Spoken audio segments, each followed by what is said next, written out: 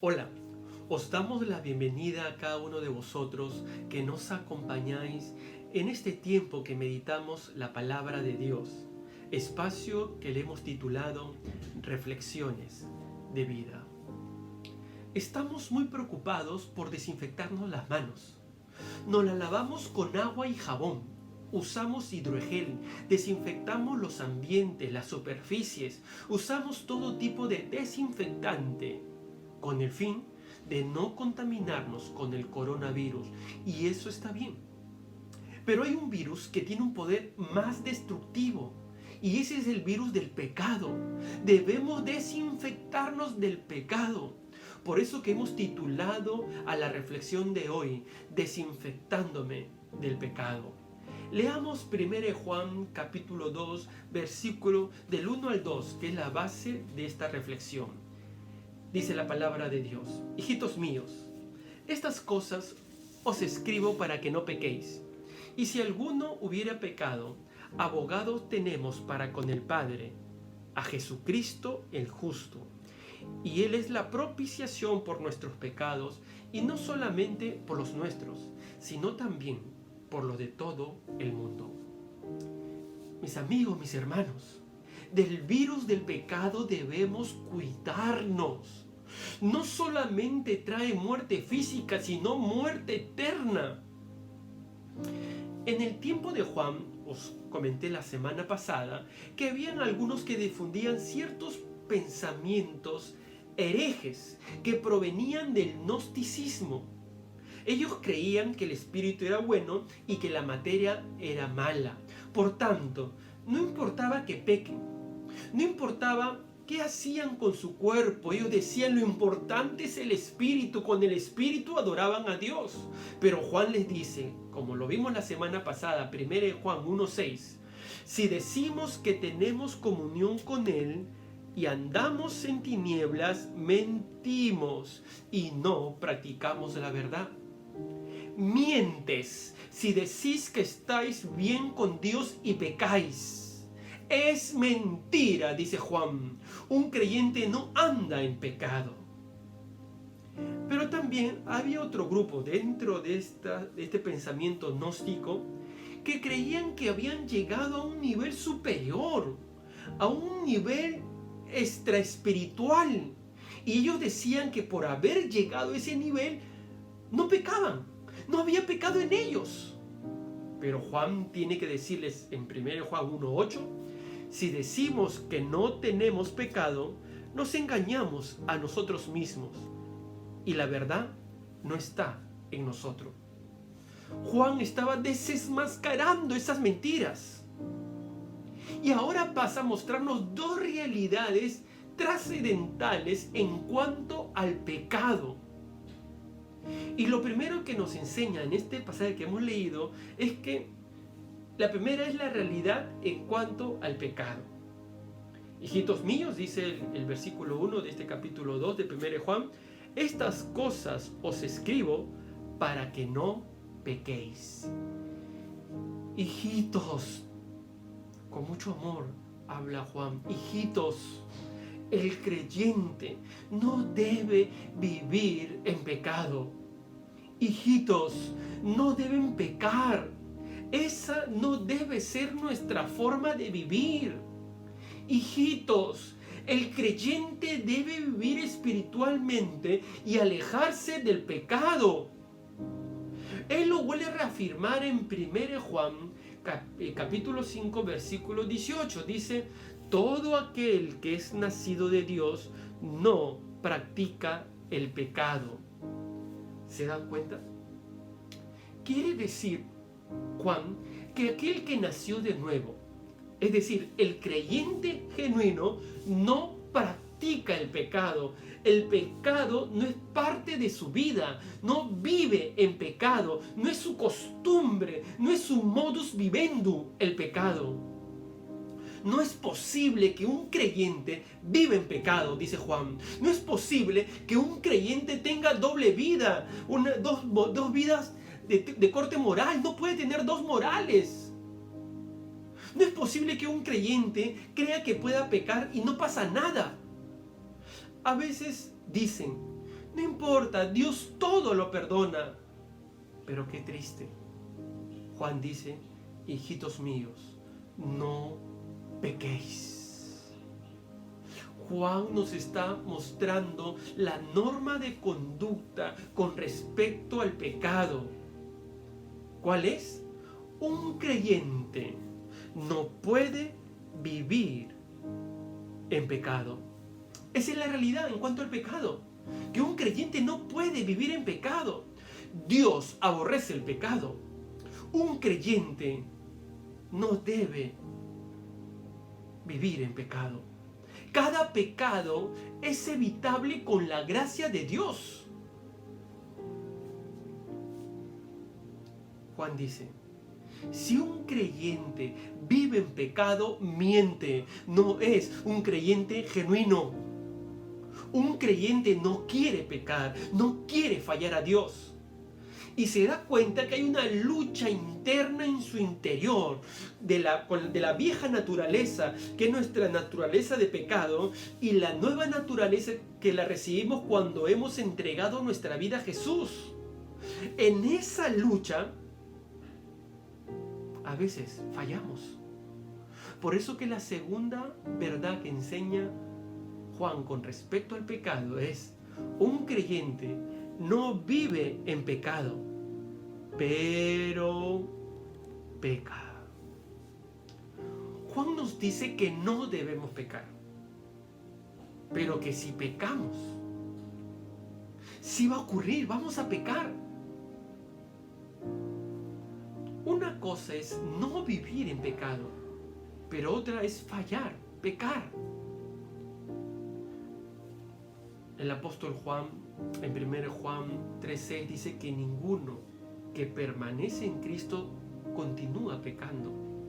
Ninguno que vive en Cristo continúa viviendo en pecado. Un creyente genuino no continúa pecando. En otras palabras, su vida no es indiferente al pecado, se arrepiente cuando peca. Debemos diferenciar entre el estado de vivir en pecado y los pecados puntuales que cometemos. Juan los diferencia, y a lo que nos exhorta es a no vivir en estado de pecado. Pero también nos muestra la triste realidad, es que vamos a pecar, pero la buena noticia es que Dios nos perdona y restaura. Ahora, permítame volver a este grupo sectario de ese tiempo, que no aceptaban que pecaban. Ellos decían que no cometían pecado. ¿A veces no pasa algo similar en la iglesia? Muchas veces hay creyentes que no quieren que los corrijan. Ellos dicen, no, esto no es pecado. No quieren contrastar su conducta con la palabra de Dios. Solo quieren justificarse. Quieren vivir su vida conforme a su criterio y no conforme a la voluntad de Dios. Juan les dice a este grupo que se mienten a sí mismos. Así no vive un creyente genuino. Un creyente genuino vive de acuerdo a la palabra de Dios, y cuando hace algo que no está de acuerdo a la palabra de Dios, entonces reconoce su pecado. Los creyentes genuinos permiten que la palabra de Dios los corrija, aceptan su pecado, y a ellos Juan les explica la realidad del perdón. Uno es la realidad del pecado, y lo segundo es la realidad del perdón. Miren lo que dice el texto. 1 Juan capítulo 2, la segunda parte del versículo 1 y el versículo 2. Si alguno hubiere pecado, abogado tenemos para con el Padre, a Jesucristo el justo. Y Él es la propiciación por nuestros pecados, y no solamente por los nuestros, sino también por los de todo el mundo. Pastor, he pecado. No quiero pecar, pero he pecado. No quiero alejarme de Dios, pero he fallado. Tranquilo, ¿sabes? Dios tenía todo provisto. Y Juan nos enseña que Dios nos ha dado un abogado. Tenemos abogado. Juan dice, si alguno hubiere pecado, abogado tenemos para con el Padre, a Jesucristo el justo. 1 Juan 2:1, la segunda parte. Satanás es el acusador, pero Jesucristo es nuestro abogado, nuestro ayudador en tiempos de necesidad, en tiempos de problemas. Dios nos ha provisto un abogado si pecamos, porque sabe que queremos agradarle, sabe que queremos vivir para Él. Y nos ha provisto a Jesucristo, que el texto lo llama el justo. Él es sin pecado. Ese mismo adjetivo de justo, ustedes se acordarán, la semana pasada lo vimos en 1 Juan 1:9. Si confesamos nuestros pecados, Dios es fiel y justo para perdonar nuestros pecados y limpiarnos de toda maldad. Es el mismo adjetivo de justo, porque Jesucristo es justo. En Él no hay pecado. Y como es justo, puede abogar eficazmente a favor de los creyentes que caen en pecado. Tenemos un pecado. Sí, pecamos. Pero no lo olvide, tenemos un abogado. Dios nos ha provisto un abogado. Pero segundo, Juan nos dice, tenemos el sacrificio de Cristo. Versículo 2, 1 Juan 2:2, la primera parte. Y Él es la propiciación por nuestros pecados. Es decir, es el medio por el cual nuestros pecados son perdonados. Otra forma de decir propiciación es sacrificio para lograr el perdón. Jesucristo es la propiciación, es el sacrificio por nuestros pecados. En otras palabras, la pena por nuestros pecados ya fue pagada por Cristo. Nuestros pecados han sido pagados por el sufrimiento de otro. Cristo murió por nuestros pecados, pasados, presentes y futuros. Cristo es nuestro abogado. Él está intercediendo por nosotros. Pero también Cristo se sacrificó por ti, por mí. Él fue quien tomó tu lugar, mi lugar, en la cruz del Calvario. No lo olvides. Nuestro pecado ya ha sido pagado por Cristo. Eso nos recuerda Juan. Tenemos el sacrificio de Cristo. Si tú has pecado, dice Juan, y no quieres pecar, quieres agradar a Dios, no quieres vivir en pecado, pues tienes a Jesucristo como abogado. Tenemos también el sacrificio de Cristo. Y tenemos, dice Juan, perdón para todos. Miren lo que dice la segunda parte del versículo 2 de 1 Juan capítulo 2. Y no solamente por los nuestros, dice Juan, sino también por los de todo el mundo. Jesucristo es la propiciación por nuestros pecados. Él pagó el precio para que recibamos perdón, pero no solamente por los nuestros, sino por los pecados de todo el mundo. Esta expresión no indica que todos se salvarán, pero sí afirma que Cristo murió por todos los pecados de todas las personas. Amigo, el que se acerca a Él por fe encontrará que el precio de sus pecados ha sido pagado por Cristo en la cruz, pero la forma de acercarnos es siempre en arrepentimiento. Amados, el creyente no debe encubrir su pecado, fingiendo que no peca. Todos podemos caer en ello. David deseó tener a Betsabé, cometió adulterio y en vez de admitir su pecado trató de ocultarlo. Intentó engañar al marido de Betsabé, lo hizo emborrachar e hizo que lo mataran. Se mintió a sí mismo, trató de seguir cumpliendo con sus deberes reales como si no hubiera pasado nada.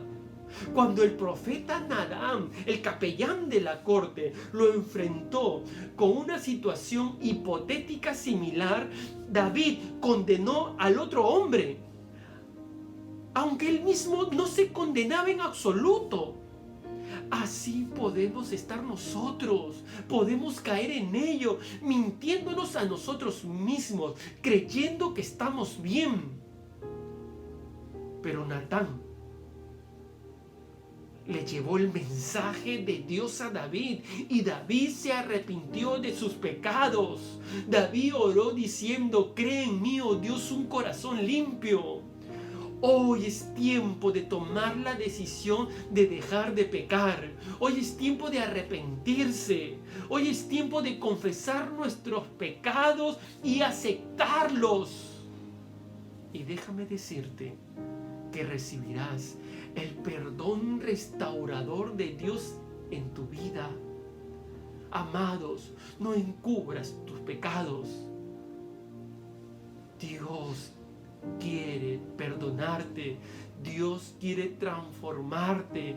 Para eso vino Jesús. Un cristiano genuino no vive en pecado, pero cuando peca, confiesa su pecado y confía en el perdón de Dios. Oremos al Señor. Padre Santo, gracias por tu palabra. Gracias porque tú nos muestras, Señor, y nos adviertes que no debemos encubrir nuestros pecados,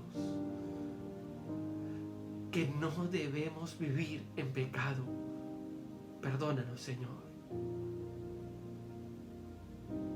Dios, perdónanos. Nos arrepentimos de nuestros pecados. Gracias, Señor, por tu palabra. Si hubiera alguien en este tiempo que quiere acercarse a ti en arrepentimiento, te ruego, Señor, que tu Espíritu Santo lo guíe hacia ti en oración de arrepentimiento. Gracias por este tiempo. Guárdanos y cuídanos. Te lo rogamos, Señor, en el nombre precioso de Jesucristo nuestro Señor. Amén. Amén. Esperamos que esta reflexión te haya edificado y que la compartas con tus amigos. Síguenos en todas nuestras redes sociales. Y este sábado nos volvemos a reencontrar en nuestros grupos juveniles. Cada grupo tendrá una reunión especial de integración. Si no tienes un grupo, por favor, ponte en contacto con nosotros y te adjudicaremos uno de acuerdo a tu edad. Y como siempre, también te recordamos que los domingos nos reunimos como iglesia. Cada domingo a las 12 te esperamos.